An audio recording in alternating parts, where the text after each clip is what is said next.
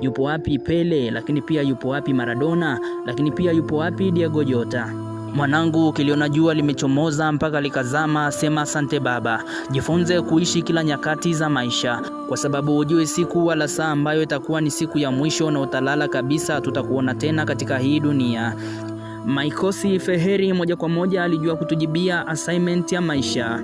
Ule mwaka 2004 akiwa uwanjani utazani ni utani, lakini kumbe ilikuwa ndio mwisho wa maisha.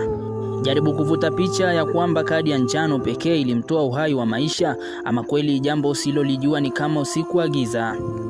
Fundi wa boli baada ya kupewa kadi ya njano aliishia tu kucheka kana kwamba alikuwa anatathmini ni kwa nini amepewa kadi hiyo ya njano. Sasa punde si punde mshtuko wa moyo, na hiyo ikawa ndio sababu ya kutokumuona tena akiwa uwanjani kwa mara nyingine kabisa.